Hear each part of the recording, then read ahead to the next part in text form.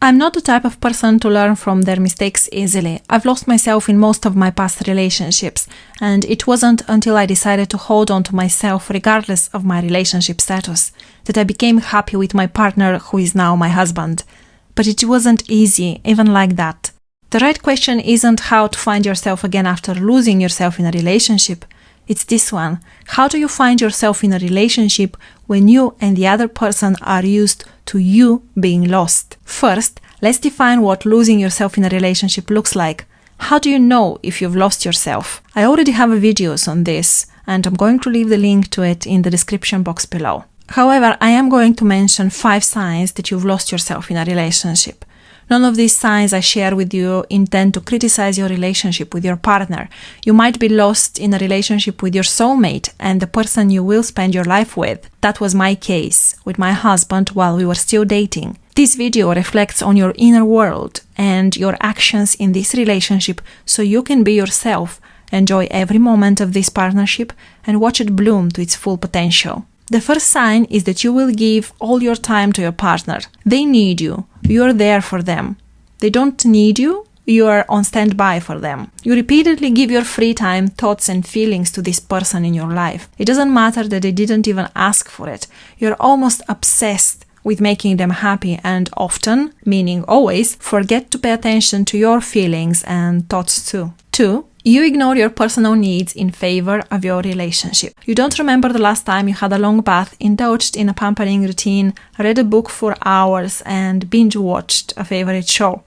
I understand we all have the same 24 hours to spend daily, and when someone new comes into our life, we need to find space for them. Some of the things we used to fill our 24 hours will take the hit. We won't have time for things the same way as before, especially if we believe we found someone worth the sacrifice. However, self-care, quiet moments of reflection, and time to enjoy activities we love are still important. And if you're missing on those, you've probably lost yourself in this relationship. 3. You haven't seen your friends in a while. You don't even remember when the last time you wasted hours of your weekend with your friends was. Of course, you text and interact every day, but the carefree strolls of the nearby shopping center or the park down the road are in the past. Yes, that is a strong sign that you've lost yourself in your relationship. 4. You're surprised by some decisions you make. You make decisions that don't necessarily make you feel comfortable. For example, you're giving up on your family time in favor of your relationship. You ignore work or school projects, or your performance has decreased because you do not prioritize your tasks the same way as before. Your relationship must be an additional source of inspiration and strength to face life's challenges, achieve your goals,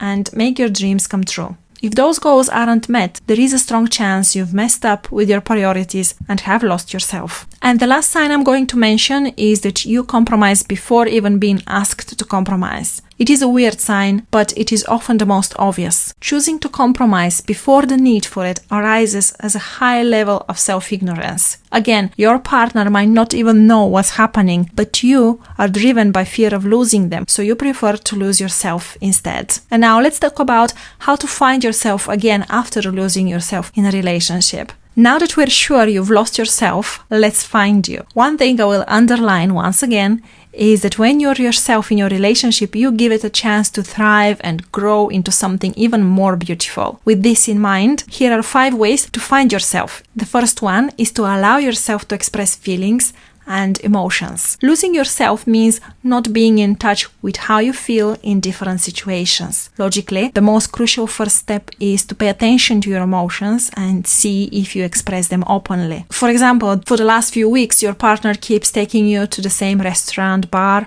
or place they love. You're okay with that? Ish. You don't like the food, it's gloomy, the staff isn't nice, or it makes you feel weird. Whatever the reason, you don't like going there, but never say a word because your partner loves it. Your loved one has no clue you don't like going to that place. They think you're cool with it, so they drag you there every 2 days. You get frustrated but never say a thing. Well, it is time you start admitting stuff. That could be a great first step in allowing you to be yourself in your relationship. Open your mind and heart and say what you think and feel. Your goal is to be happy, and if you're in a healthy relationship, your loved one will respect your feelings. 2. Prioritize all your relationships. You know, you're in more than one relationship. You're in a personal relationship with yourself. You have a relationship with your bestie, colleagues at work, parents, and even your dog. Every person who has their space in your heart is someone you're in a relationship with.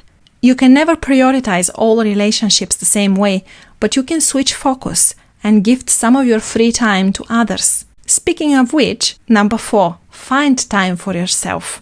It is time you take a day off from everyone, or at least 5 hours of uninterrupted me time. Do all the things you loved doing when you were single. Watch a movie, take a bath, read a book, sleep, clean your house, DIY something, declutter, work on a project. You know better than me what to do. And number 5, let go of the fears you will end up alone. The fear of staying alone forever doesn't come only when you're single. In fact, I've noticed by examining my own and my closest people's behavior that when we are in a relationship, the fear of ending up single, alone, and forgotten often grows. We put so much of our value as a functional human being into the hands of that new relationship that the idea of breaking up once again and facing life alone once again could keep us awake for hours. Regardless of how difficult that might be, letting go of that fear is the only way to be yourself again. Look at it from the what's the worst that could happen point of view. What is the worst? Being alone? Not fun, but is it truly the worst thing someone could endure? Being realistic, painfully honest with yourself and working on your self-awareness, self-assessment and self-confidence is key. And the last thing I want to talk to you about is to relax and push the limits. Not being yourself means not showing you to the other person. You are hesitant to push their limits because they might not like it. But pushing your limits and smearing the boundaries you know you should maintain will do you bad favor. One day, your true self is going to show up, and it is going to demand its time with you. It will draw lines, set boundaries, and be rudely and unapologetically upset with you for ignoring it. And the person that will take that frustration would be your partner. You don't want that. You want to show yourself, be open-minded, open-hearted, honest, respectful, and give what you want to get. And that is the best way to find yourself when you've lost yourself in a relationship. If you found value in this video, I would really appreciate a like and consider subscribing. Thank you, and I'll see you next time.